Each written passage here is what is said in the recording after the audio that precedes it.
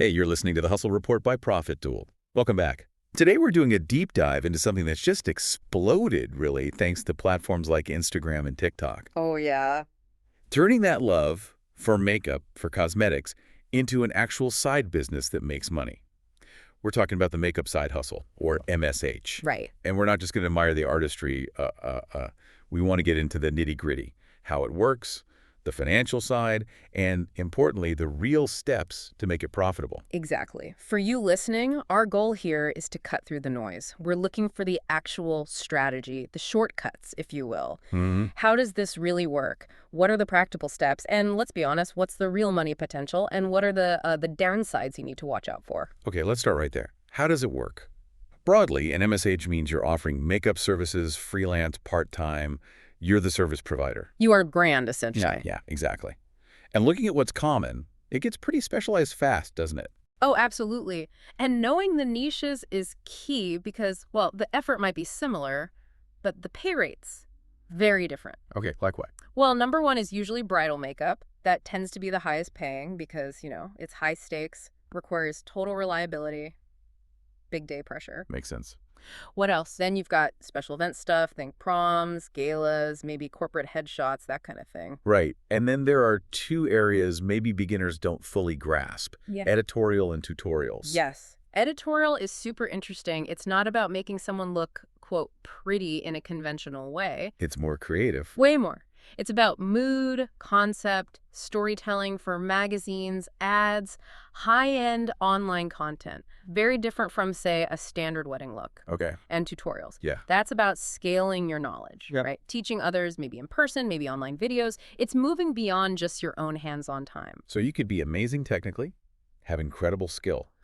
But if nobody knows you exist... Then you're just a talented artist working in the dark, basically. Visibility is everything now. Right. Success really hinges on building that client base, showing people what you can do. And social media, that's your portfolio today. Instagram, TikTok, that's your shop front. Word of mouth still matters, I assume? Oh, for sure. It's gold. But social proof often comes first now. People want to see your range before they even reach out. Okay, so before you even think about posting those amazing before and afters, you need credibility. And that means, well, investment, right? Big time. Our guide highlights 3 key things. Let's start with the kit. That sounds expensive. It is. Yeah. And it's way more than just buying some nice eyeshadows. A professional kit means thinking about hygiene, safety, liability. So, like, lots of disposable tools. Exactly. Professional disposables, proper sanitizers, specialized cleaning tools, and crucially, foundation and concealer shades for every skin tone, not just a few. Every single one. If you can't cater to diverse clients from day one... You've limited your income potential right out of the gate. Plus, you need quality products that perform well and last. It adds up fast. Okay, kit is one. What else? Portfolio and training. Why formal training if it's just a side hustle? Because it builds trust. Simple as that. People are letting you get very close to their face, right? Good point.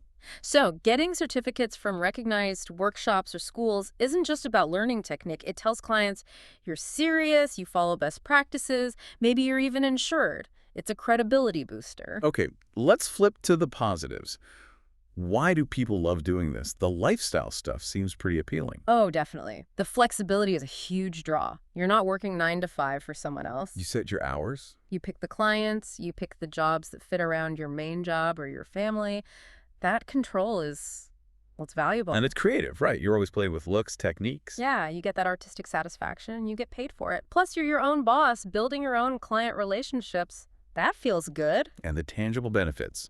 Let's talk money. Well, the extra income, especially for those special events we talked about, it can be really significant. Like weddings or big photo shoots. Exactly. One big wedding gig could potentially bring in what you might make in a whole week at a minimum wage job, sometimes more. Now, here's something interesting our guide highlights. Networking. This isn't just about makeup. It's about connections. Ah, yes. This is the insider insight, the strategic angle people miss. How so? When you're on a job, like a wedding or a shoot, you're working side by side with other pros, photographers, hairstylists, maybe event planners, designers. Okay. And often the makeup artist is pretty central to how the day flows and how the final pictures look.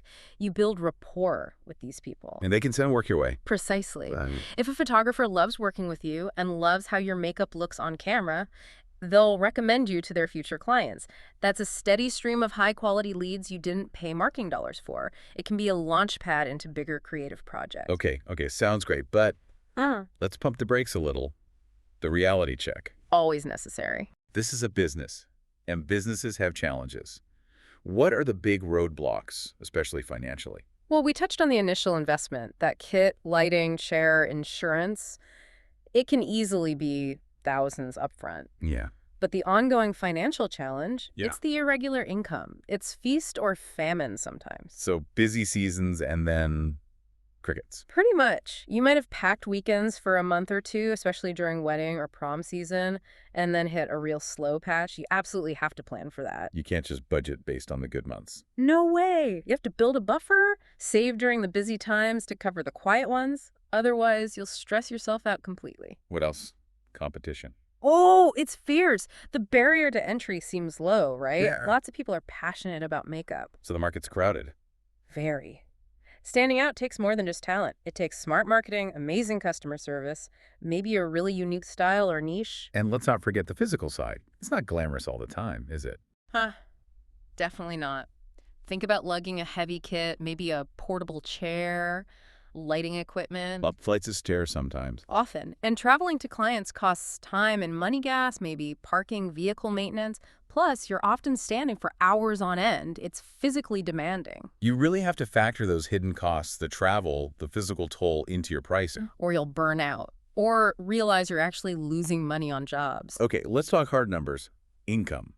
Our guide mentions a huge range, referencing pay scale data, like $15 to $75 an hour in the U.S. Yeah, that range is massive, and it's probably the most critical financial point to understand. $15 an hour.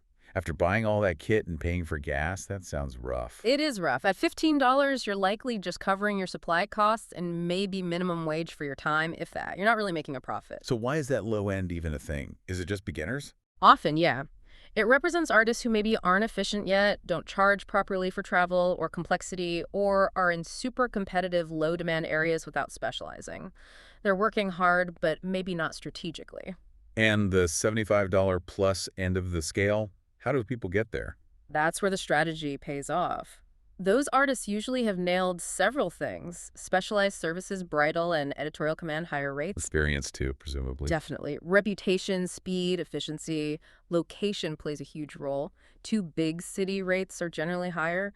And packaging services smartly, like adding on lashes or basic hairstyling. So it's about adding value, demonstrating expertise, and knowing your market. You earn the higher rate. You absolutely earn it. It doesn't just happen. All right, so if someone's listening and they're thinking, okay, I see the challenges, but I still want to do this, what's the plan? Our guide lays out 6 steps. Yep, a clear action plan. Step 1, we've covered. Build your makeup kit. Focus on quality, diversity, hygiene. Step 2 is develop your skills. Never stop learning, right? Workshops, online courses, practice, practice, practice. Constantly. Practice on friends, family. Build that initial portfolio even before you charge. Okay, then steps 3, 4, 5 are about getting clients. Step 3, create an online presence. This is non-negotiable now. Professional-looking social media accounts, Instagram, maybe TikTok or a Facebook business page. And not just posting pretty pictures. Right. Engagement is key. Show before and afters, maybe short tutorials or tips, and collaborate. Reach out to local bloggers, influencers, other artists to cross-promote. It expands your reach fast. Step 4 is network. You mentioned this earlier, beyond just online. Yeah, get out there. Attend local wedding fairs, industry meetups, connect with photographers, hairstylists, planners in person if you can. Join relevant professional groups. Build real relationships. Because those connections lead to referrals. The best kind of leads.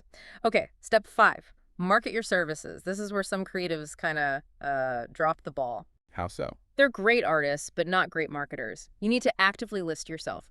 Are you on sites like The Knot or Wedding Wire if you do bridal? Are you on freelance platforms? Does your own website show up when someone searches for makeup artists your city? So like basic SEO and knowing where your clients are looking. Exactly. And having a professional website or online portfolio with clear pricing and glowing testimonials is crucial. Social proof again. Which leads perfectly into the final step, number 6. Provide excellent customer service. This sounds obvious, but in a crowded market, it's your differentiator. Be professional, punctual, Listen really carefully to what the client wants, confirm everything, Makes them feel comfortable, confident. and delighted with the result. Go that extra mile, because happy clients leave amazing reviews and they tell their friends. That's how you climb out of that 15-hour zone and build sustainable business. Positive reviews drive everything. So wrapping this up, it really seems like the MSH is this amazing blend of creativity and, well, serious business strategy. It really is. You need the passion, absolutely, but you also need the dedication to learn the business side, to keep improving, and the grit to stick with it when things are slow. It's about turning that art into a real income stream. And thinking about that income stream. Yeah, connecting it back. Success here involves getting good at online platforms and managing that sometimes unpredictable cash flow. These are skills useful for lots of side hustles. Right. So if you're exploring ways to boost your income flexibly, MSH is one option. But our resources cover others too, things like matched betting, which uses specific software to generate risk-free cash from betting offers. Sounds interesting. Or even simpler things like starting your own podcast around a passion, or testing apps for cash. There are lots of avenues. Which brings us to the final thought for you listening. What skills or passions do you already have? What could you turn into a structured side income if you applied a clear plan and some real commitment? Worth thinking about, right? Definitely something to consider. That's it for this episode. Thanks for listening, and we'll see you next time.